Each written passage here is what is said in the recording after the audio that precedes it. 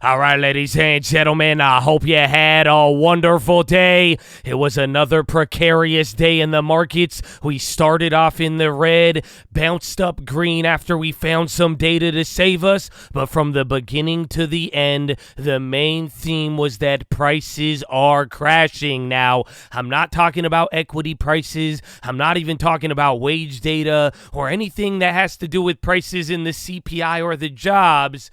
I am talking about the ISM services. This is the data that came out today, and even though the data came in a little bit weaker, the thing that got us moving and really prevented a pretty bad day today, it was the prices paid on the ISM services dropping, and now it is the biggest 2-month decline since 2008. So this was some good news, especially if you were worried about inflation ticking back up. But why I'm making a big deal of this, because you take a look at this chart, out of anything that is showing measures of pricing, this chart is now diverging from all of the major data, and some people could see this as a leading indicator. Maybe it's a good sign, or maybe this is the first thing to finally start cratering like it was 2008. Oh, I don't know if they feel me, Chad. So it was a pretty big day today. There was definitely a decent reaction. The bonds, it was wild. Once again, we saw more carnage there. We got a little bit more to deal with tomorrow, and then Friday we got the big data with the non-farms, but our work is definitely cut out for us. We're still holding up 5,200. We got more data after today. Powell didn't really do much today either, and then we got some more Fed speakers and all that. So Chad, I got the plays for you. I have the keys, all that good stuff. What I need from you, a thumbs up on the video. Make sure you're subscribed, and if you don't know, we are live Monday through Friday, 30 minutes before open, youtube.com/the stock market. We will see you there in the morning, baby. Run it. Working to the couch, it's the 2020 election. Live in the hills, but I still get a spread. Started with a live, but I still reinvest it. Feel how I feel, then it feel like a blessing. I just want the lesson, I just want protection. I'm up and I'm down, but they sound like progression. Farmer never plans if he waits for perfection. Finger to the down, hold it. But right off the bat, before we get into the keys, I'm just going to jump into the calendar, because tomorrow we may get a little bit of a breather. You're going to wake up to data from Great Britain with their PMIs, then the European Union, they're going to come out with their PPIs, but other than that, we're going to get initial jobless claims, some import-export data, but this isn't the jobs data or economic data that really should move us, so we're probably going to be responding to things overseas, and then the Fed speakers will get into that, but tomorrow's going to be a little bit of digest the whole week as we get into the big data on Friday. So keep that in mind. Hopefully you see how the market played out today. We're going to jump back to that, but like I said here in the beginning, today could have been a lot worse. The market closed green. It was only a little bit green because we sold off pretty crazy towards the end of the day, but for the most part in the morning, it was looking pretty nice.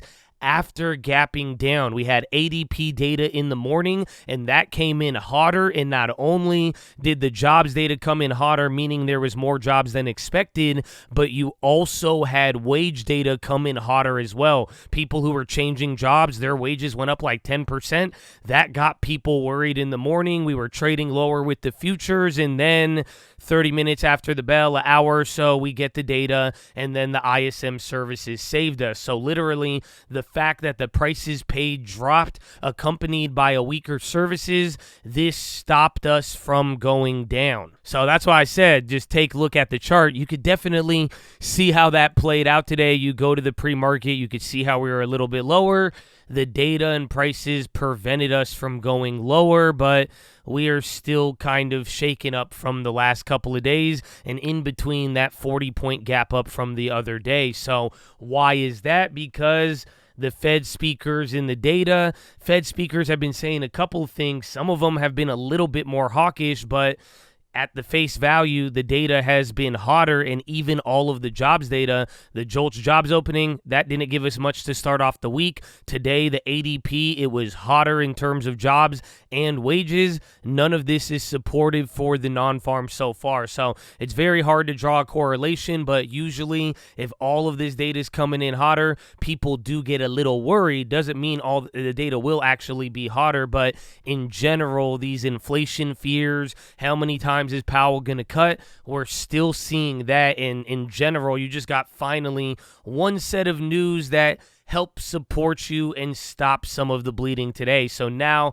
coming into tomorrow, I already told you the schedule, but I think it's really going to boil down to Friday. And one thing I still think that is at play right now is the market getting sensitive around a 4.5% 10-year. So this morning, if you were watching, as we opened up lower after the ADP data, the bonds, the 10-year, it was at like 4.41. And then after we got the ISM services coming in, the bonds started to pull back a little bit, and they recovered and just closed pretty much a little lower than where they were at yesterday. So why I'm bringing this up, because we talked about this yesterday and just noticing how people were freaking out in yields near the high and getting back to that danger level about 4.5% interest rates. It seems that is a area where the market will respond to the data. You've watched the market ignore a lot of things. Well, now seems like we're kind of slowing down after the start of the quarter, and sure enough, the bond yields are right at that level. So today, it saved us, and I think we could have hit 4.5% today, and the market would have been a lot worse, but the data was not the dagger, and this is what we said yesterday. Watch out for the dagger. Today, it could have contributed to it. It actually ended up helping us, so we wait for Friday. If that data is hot enough, whether it's the jobs number, the wages number, prices, stuff like that, if that is bad and that sets off the bonds, we probably should be knocking at 4.5 by Monday or even Friday, and things will start to get a little bit more volatile. If not, the jobs data doesn't get people worried by Friday. You don't get the dagger. Maybe we see bond yields walk back off that cliff of 4.5, and then we start punting until we get the CPI data next week. So you're still going to play this game next week all over again. So I hope you're ready for it, Chad. But that being said, get ready for the non-farms on Friday. And to give you the final piece, man, let's talk about these Fed speakers. And as weird as it may sound, I don't think that Jerome Powell is that important right now. I think the other Fed speakers are a little bit more important than Powell in the short term, because their speeches as of late have been bringing slightly new information into the fold. We've been finding out who's who on the dot plot. Bostic saying one cuts, Waller and other bulls kind of walking back a little bit. Mester saying higher inflation rate in the long term, and then maybe one less cut. Bostic, again, I already said that. You heard him from him this morning. You even got to hear from Powell today, and out of any of them, the other Fed people are saying more than Powell, and Powell's just really regurgitating everything he's saying at the FOMC and even the latest speech. So that being said, I would just wait. Maybe if Powell changes a little bit, the one thing that markets have been liking from Powell is every time he has spoken, he has reassured the market that, yeah, even if you see hot data, we're still on the same plan. It's not changing anything. But until any of that Powell stuff changes, watch out for these Fed speakers, because they are on the calendar tomorrow, and then the next day, and then the next day. Actually, only 2 more days. But we're going to hear from them a lot and see if they give you more information and add new information. I think you might get bigger reactions than Powell. Otherwise, we'll see where things settle out after all of this. Do the bonds find a home above or below 4.5? How does it lead into the data next week? And then we go from there. But now, let us get into the plays. So, right off the bat, I got a couple of different plays here for you. I did make a couple of plays today. I made one flip on Bosch Health. They were moving up there. It was on some news. Actually, no news came out. I made a flip on that. Still holding that coming into tomorrow. I sold out of the CCJ, held on to the protective puts by buying the puts for $600. It got me $2,000 more of gains over the last couple of days. So I said, you know what? I'll walk away with like 12-15%. Took about $6,000. Got out of that. Still holding the puts. And then I flipped out a para on some news and broke the curse. But then the other play that I did today, and this is play number one, I I'm sick, you guys. I have a problem. I'm going for it again. Gold. I took a short on gold. Gold hit another record high today, 2,300. It's like the last 6 days in a row, it has hit a new high. So if you tried this any of the last 6 days, you would be paying for it. And literally, I'm just going for the blow off top / just large moves in large range after you hit a new high on gold. This is what I went for a couple of weeks ago before Powell. And guess what? I lost on this play. I was down like $1,200 at one point, I think. Then it came back. I closed for like a $180, $200 loss. Got out of that, and if I held, I still would have been down on it. I would have been down a decent amount. So I'm going round 2 from it. I think I got a good close, but trying to strike on this. But, man, it's hard to ignore gold and what's going on with the dollar and these moves. So I think we might get a big range, maybe see how oil and other things go into the fold. We were talking about watch how oil and bond yields, that 4.5 on the 10-year. Well, sure enough, it does correlate with higher oil too. So I'd take a look at all that, but I'm going to be watching this. It's going to be a shorter-term swing. Again, every time I make this play, I'm playing it because it just went up like $600 in a couple of weeks, but I'm still pretty bullish on gold. And ever since Powell, and I don't think anything's changed that, all the other things going around the world, like we were saying, is it lagging or leading? I do think it's kind of lagging a little bit. That's why it's getting this upside, but at the same time, you don't really watch gold move like this. So trying to speculate, take advantage of the range. Hopefully it doesn't punch me in the face, but we'll see what happens. But that is play number 1. Then play number 2. Gilden. You may have this shirt on right now, but this play, it reminds me of Nuve last week. And I don't know if you guys remember, I said on the watch list, Nuve did get bought out. We made a nice move on that, had a free option, and then it got bought out $1 below our strike price.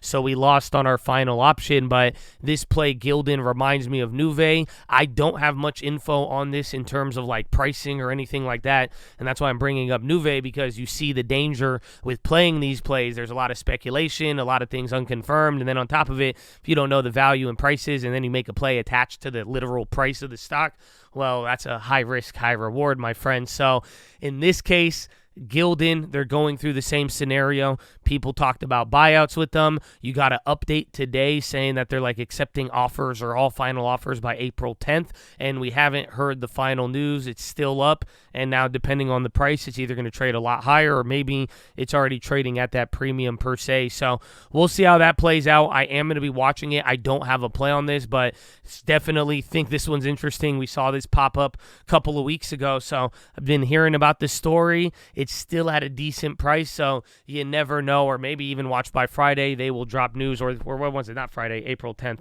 whenever that is. But that is play number 2. And then finally, play number 3, baby. This one, another big news mover of the day, even from the morning, but Ulta.